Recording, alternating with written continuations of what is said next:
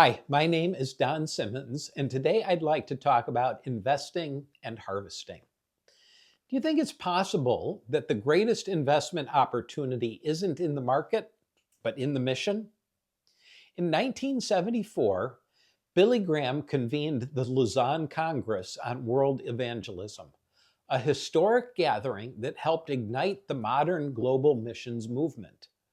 One of the most groundbreaking ideas introduced there came from Dr. Ralph Winter, the concept of unreached people groups. Communities without any meaningful access to the gospel unless someone crossed cultural and geographic boundaries to reach them. 50 years later, we've seen incredible progress. Hundreds of groups, once unreached, are now reached. But don't let the progress fool you. There's still an urgent need. A friend serving in a predominantly Muslim region shared this sobering reality. A people group of nearly 20 million people has only one young Christian couple working among them. Another group of more than 1 million also only has a single struggling family. Social media, satellite, TV, and digital outreach beam out fragments of the gospel, but in many places, there's no one on the ground to meet seekers, form groups, or to plant churches.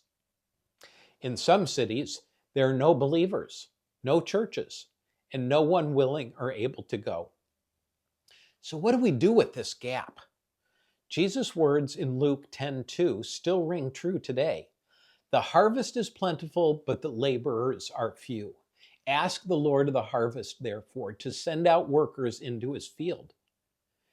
What we often miss is the urgency baked into this metaphor. Every farmer knows that delaying the harvest and you risk losing the entire crop.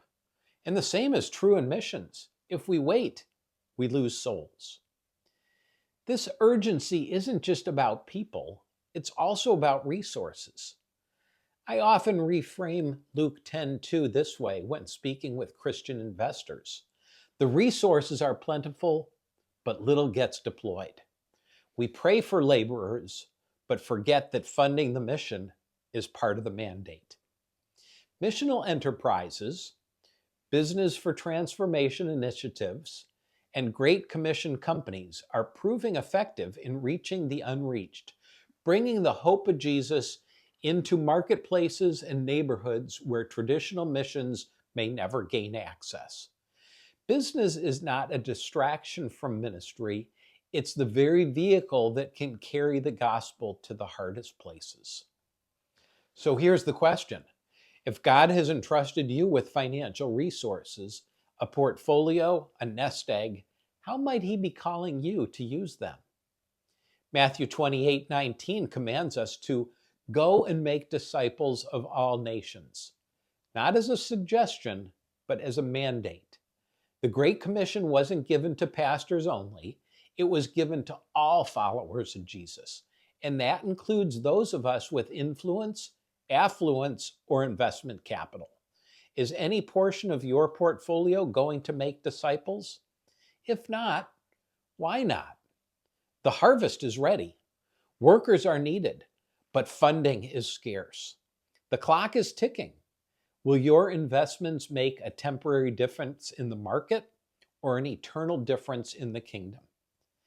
True missions can be funded not just through donations, but through invested capital in redemptive businesses.